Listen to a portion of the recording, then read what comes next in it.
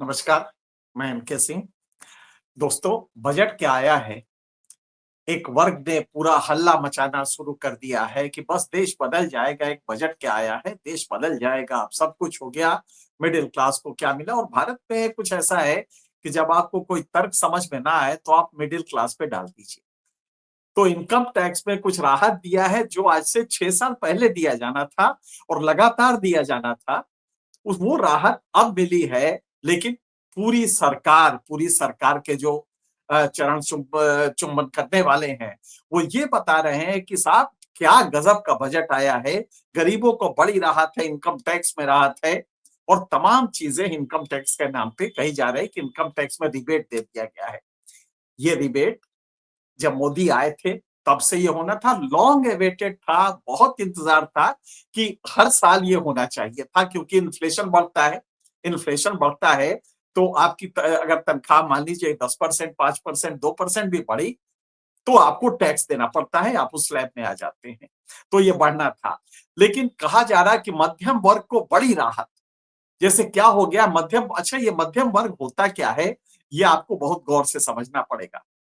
ये मध्यम वर्ग कुछ नहीं है, जो सरकारी नौकरी में कुछ लोग शहरों में काम करते हैं या जो प्राइवेट सेक्टर में ऊपर का वर्ग है, जो इनकम टैक्स देता है। इनकम टैक्स देता कौन है भारत में?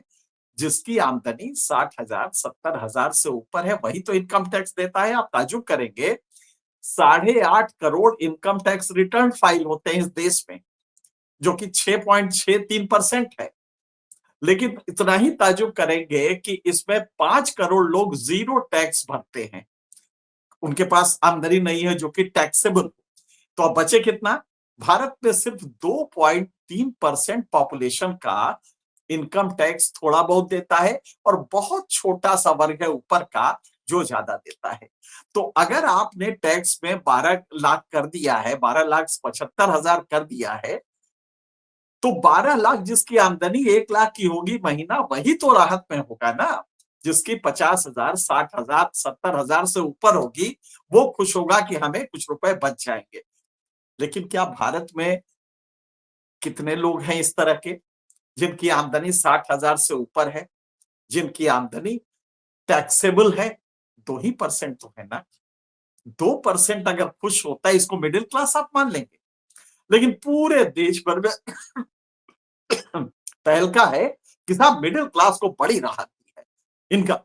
और ये जो सैलरीड क्लास है, जो ऊपर का वर्ग है, शहरों में रहता है, सरकारी नौकरी में है, अच्छी तनख्वाह, एक ड्राइवर की तनख्वाह 50-60 हजार रुपए होती है सरकार में, और एक नया पे कमीशन फिर बनने जा रहा है, उसको राहत मिलेगी, ये इसको कह के ताली बजाया जा रहा है। वो गरीब जो खोमचा लगाता है, वो गरीब जो किसान दिन भर हल चलाता है, एग्रीकल्चर में वैसे भी टैक्स नहीं है और बहुत बड़ा भारत का 60% आदमी एग्रीकल्चर में है, तो ये कहीं उसके लिए राहत नहीं। उस गरीब मजदूर एक बड़ा वर्ग है जो कहीं राहत नहीं पा रहा है। लेकिन इस इनकम टैक्स को ऐसा बताया गया है जो कि बहुत दिन से प्रतीक्षित था। इसकी प्रतीक्षा थी, एक लंबे कई वर्षों से हम लोग हर बजट में एनालिसिस करते थे और उम्मीद करते कि बढ़ेगा। एक जरा सा बढ़ा क्या दिया है, गवर्नमेंट से लेके पूरे उनके जो चाटुकार है, वो ये बता रहे हैं कि साहब मिडिल क्लास को बड़ी राहत है। किसी मिडिल क्लास को राहत नहीं है, ये ऊपर के वर्ग को राहत है। उसमें भी क्या राहत है, आप जरा समझिए। आपने इधर तो कर दिया, लेकिन इसके अलावा उसकी बहबूदी, जैसे किसान को आप ले लीजिए, किसान के लिए आपने ऐसा, जैसे कि 6,000 रुपया देते हैं, एक तो 17 रुपया रोज देते हैं, और उसको भी ये कहा जा रहा है कि साहब कमाल कर दिया हमने, किसान को दे रहे, गरीब को 5 किलो आटा। अरे आप गरीब को 5 किलो मुफ्त अनाज दे रहे हैं, इसकी जगह उसके आत्मनिर्भरता को बढ़ाइए। आप जब देश आत्मनिर्भर करने जा रहे हैं, तो अच्छा होगा कि उस गरीब को आपके 5 किलो अनाज पे न रहना पड़े, बल्कि वो अपने पैरों पे खड़ा हो। इसके लिए करना क्या था? करना ये था कि रोजगार के एम्प्लॉयमेंट जनरेशन मोदी जी के स्कीम में नहीं है। आप जरा गौर कीजिएगा, मोदी जी आए थे तो क्या कहा था? Maximum governance, minimum government. कि गवर्नमेंट कहीं नहीं दिखाई देगी, लेकिन गवर्नेंस सबसे अच्छा होगा, गुड गवर्नेंस होगा, वगैरह वगैरह। कल ही इन्हीं के डॉक्यूमेंट जो इकोनॉमिक सर्वे आया, जो कल पार्लियामेंट में रखा गया, निर्मला सीतारमन ने रखा, उसी के प्रस्तावना में डांटा गया है सरकार को कि साहब ट्रस्ट डेफिसिट है। बुरी तरह से जो लोग हैं वो आप पे विश्वास नहीं कर रहे और आप लोगों पे नहीं कर रहे हैं। आप इंस्पेक्टर राज जो है वो खत्म कीजिए और बहुत ही उससे कहा है गेट ऑफ देयर बैक, उनके रास्ते से हटिए, लिबरल करिए, ये पूरा इकोनॉमी लिबरलाइज कीजिए और खास करके एमएसएमई सेक्टर के लिए कहा है कि आपने उनको चोक कर रखा है, उनका गला दबा रखा है, इसके लिए जिससे वो पनप नहीं पा रहे हैं। इसी तरह इंस्पेक्टर राज आपने कायम कर दिया है, उन पे भरोसा कीजिए। ये बुरी तरह डांट लगा के, और आप ताज्जुब करेंगे ये साधारण डांट नहीं है, ये हम आपको दिखाएं, ये किस तरह से सरकार को डांटा गया है। Get out of the way and deregulate to boost medium term growth. ये इकोनॉमिक सर्वे ने कहा है कि इनके रास्ते से हटिए। ये वही मोदी है जो मैक्सिमम गवर्नेंस मिनिमम गवर्नमेंट कहते थे, आज इन्हीं पे इन्हीं के डॉक्यूमेंट ने आरोप लगाया है कि इनके रास्ते से हटिए, डीरेगुलेट कीजिए, क्योंकि आप रेगुलेट करने के नाम पे उनको करते क्या है, इंस्पेक्टर राज फिर ले लेते हैं। नतीजा क्या होता है, इंस्पेक्टर साहब जाते हैं, घूस लेते हैं, उसके प्रोडक्शन की कॉस्ट बढ़ती है, वो इंटरनेशनल मार्केट में नहीं आ पाता, डोमेस्टिक मार्केट में लोग खर्च नहीं करते हैं, लिहाजा उसका प्रोडक्ट नहीं खरीदते। तो उनके रास्ते से हटिए आप। इतना जबरदस्त ये आरोप है सरकार पे, लेकिन सरकार इसको भी झेल रही है और इस पे भी ताली बजवा रही है। तो बहुत ही सख्त लहजे में उन्होंने कहा है और मुझे ताज्जुब होता है कि ये शायद सरकार की नजर से ये डॉक्यूमेंट का ये पोर्शन छूट गया, जो कि इनके economic chief economic adviser Nageswaran का है। और नागेश्वरन ने इसमें अपनी प्रस्तावना में कहा है कि भारत में आप समझिए, आप ट्रस्ट नहीं करते लोगों पे, लिहाजा आप इंस्पेक्टर राज चलाना शुरू कर देते हैं। भारत की जनता पे ट्रस्ट करना शुरू कीजिए, उन पे भरोसा रखना शुरू कीजिए। ये एक बड़ी डांट है और उसी की वजह से आज आप देखें तो इनकम टैक्स में राहत दी है। नीचे के स्लैब अब जरा गौर कीजिएगा, पीठ अपनी थपथपाने के लिए फाइनेंस मिनिस्टर ने क्या कहा कि साहब ये जो राहत दे रहे हैं इससे हमारा 1 लाख करोड़ रुपए का घाटा होगा, नुकसान होगा रेवेन्यू का। अगर यही मैडम चाहती तो जो तमाम अरब बिलियन डॉलर बिलियनर्स हैं, जो डॉलर बिलियनर्स कितने होते हैं, 1 बिलियन 100 करोड़ का होता है डॉलर, और डॉलर कितने का है, $1 80 का। तो 8,000 करोड़ जिसकी हैसियत होगी उसको डॉलर बिलियनर कहते हैं। अगर सिर्फ डॉलर भी भारत में जो 8,000 करोड़ से ऊपर के उद्यमी और बड़े आदमी हैं, उनपे आप सिर्फ एक सरचार्ज लगा दें, उनकी आय पे 10% का सरचार्ज या 1% का सरचार्ज लगा दें उनकी टोटल इनकम पे, तो भारत का पूरा एजुकेशन का सिस्टम वो झेल लेगा। जो आमदनी होगी उससे आप भारत की एजुकेशन को बेहतर कर सकते हैं, स्वास्थ्य को बेहतर कर सकते हैं। लेकिन इस बजट में आप देखिए छुआ भी नहीं गया है उनको। हम लोग चिल्ला चिल्ला के कहते रहे कि भाई टैक्स हमारे ऊपर ना लगाओ, हम क्या है गरीब आदमी हैं, हम तो अपने बच्चे की फीस बढ़ जाती है तो देने में पसीने छूट जाते हैं। टैक्स लगाओ उस पे जो कि याट पे, अपने फ्रांस में जो याट है उस पे शादी करता है, मैं अंबानी की बात कर रहा हूं, उस पे टैक्स लगाओ और एक छोटा सा सरचार्ज लगा दो सिर्फ। जो HNI है, हाई नेटवर्थ इंडिविजुअल्स है, और ये ज्यादा नहीं 1% जो भारत के हैं ऊपर का वर्ग, उनपे अगर आपने सिर्फ सरचार्ज लगा दिया तो भारत का एजुकेशन सिस्टम आपका संभल जाएगा। लेकिन वो नहीं किया गया, तो लिहाजा किया क्या गया, नीचे वाले वर्ग का वो थोड़ा सा टैक्स कम कर दिया गया और इसी पे ताली बजा रहे, देखिए टैक्स कम कर दिया, जबकि इतना इन्फ्लेशन के साथ उसकी जो आज आमदनी है उसमें वो उतना है, उतना भी आलू नहीं खरीद पा रहा है, उतना भी चावल नहीं खरीद पा रहा जितना पहले खरीदता था।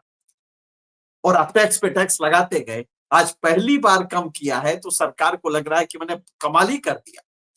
तो इस बजट को आपको इस तरह समझना पड़ेगा। जरूरत क्या थी? एमएसएमई सेक्टर को जनता के हाथ में पैसा दे, और पैसा ले किससे? जिन्होंने इस देश के संसाधन को पूरी तरह निचोड़ा। अडानी कोयले का वो लगाता है और बांग्लादेश को सप्लाई करता है। कोयले के पावर प्लांट लगा के, कोयला से बिजली पैदा करके महंगे दाम पे बांग्लादेश को देता है।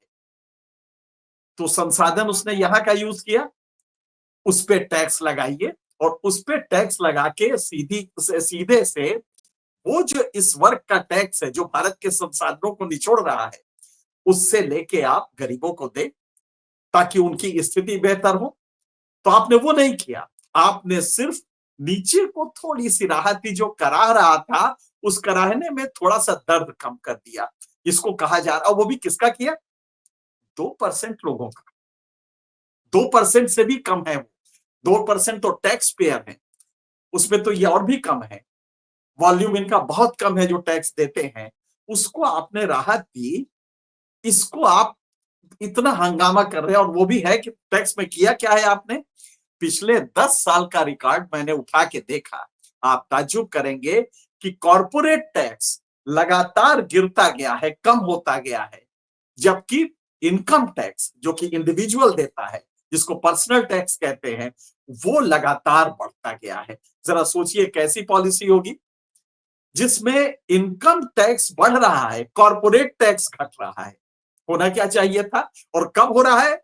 जबकि कॉर्पोरेट्स का मुनाफा बढ़ रहा है। ये लेटेस्ट सरकार की फिगर आई है, एनएसएसओ की फिगर है कि कॉर्पोरेट का मुनाफा पिछले 5 सालों में आसमानी हुआ है, जबरदस्त बढ़ा है।